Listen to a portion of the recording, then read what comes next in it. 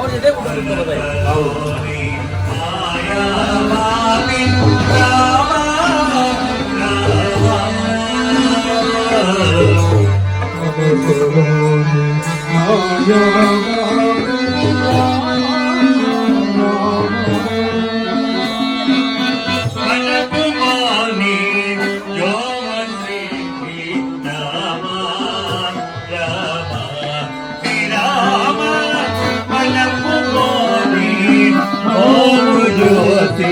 ರಾಮ ರಾಮ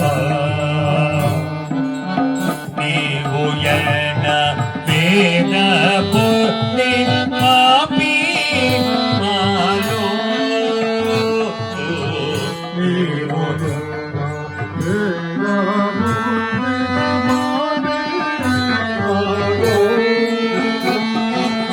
ನಿರುಪು ಮಾಡಿ ಜ್ಞಾನ ಸಿದ್ಧಿ ರಾಮ ರಾಮ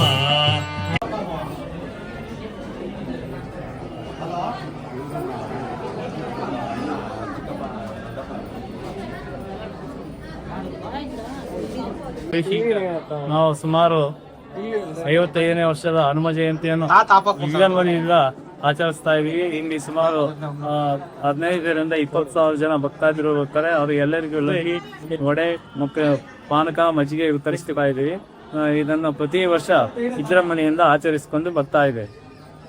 ಸುಮಾರು ಮೈಸೂರು ಮಹಾರಾಜರ ಕಾಲದಲ್ಲಿ ಸ್ಥಾಪಿತವಾದ ದೇವಸ್ಥಾನ. ಆಗಿನಿಂದಲೂ ಇಲ್ಲಿ ಪೂಜೆ ಪುರಸ್ಕಾರಗಳು ನಡ್ಕೊಂಡು ಬರ್ತಾ ಇದ್ದಾವೆ.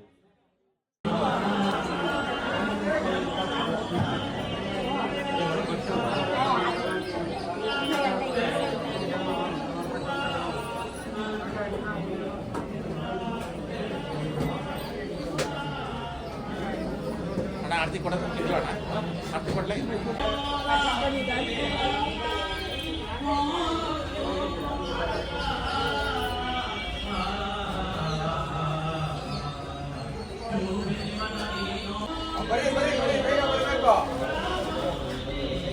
ಬನ್ನಿ, ಹೊರಗಡೆ ಬನ್ನಿ, ಹೊರಗಡೆ ಬನ್ನಿ.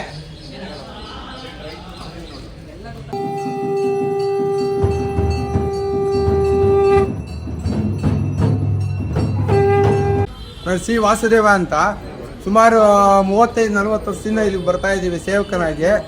ಇಲ್ಲಿ ವಾಲಂಟಿ ಸರ್ವಿಸ್ ಮಾಡೋರು ತುಂಬ, ನಮ್ಮ ಇವರೆಲ್ಲ ವಾಲಂಟಿ ಸರ್ವಿಸ್ ಮಾಡೋರು, ಆಂಜನೇಯನ ಸೇವೆ ಮಾಡೋರು.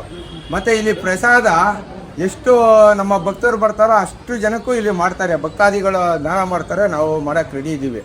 ಆದ್ದರಿಂದ ಇದು ಅನುಮತಿ ಎಲ್ಲರೂ ಪಬ್ಲಿಕ್ ಏನಿದೆ ಅವರೆಲ್ಲ ಬಂದು ಆಂಜನೇಯನ ದರ್ಶನ ಮಾಡಿ ಅವರ ಆಶೀರ್ವಾದಕ್ಕೆ ಪಾತ್ರರಾಗಬೇಕು. ಭಗವಾನ್ ಶ್ರೀ ಮಾರುತಿ ಮಂದಿರ ಇಲ್ಲಿ ಪ್ರಸಾದ ಪ್ರತಿದಿನವೂ ನಡೆಯುತ್ತೆ.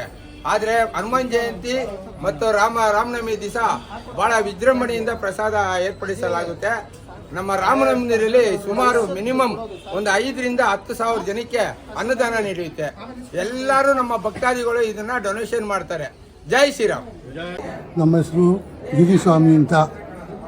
ಭಗವಾನ್ ಶ್ರೀ ಮಾರುತಿ ದೇವಾಲಯದ ಟ್ರಸ್ಟ್ನ ಅಧ್ಯಕ್ಷರು, ಓನರು.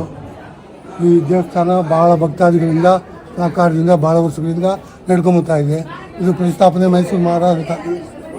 ನಾವು ಈ ದೇವಸ್ಥಾನ ಕಟ್ಟಿ ಇದು 55ನೇ ವರ್ಷದ ರಾಮನವಮಿ ಹನುಮಾನ್ ಜಯಂತಿ ಉತ್ಸವವನ್ನು ಇದೇ ರೀತಿ ಪ್ರತಿ ವರ್ಷ ನಡೆಸ್ಕೊಂಬರ್ತಾ ಇದ್ವಿ.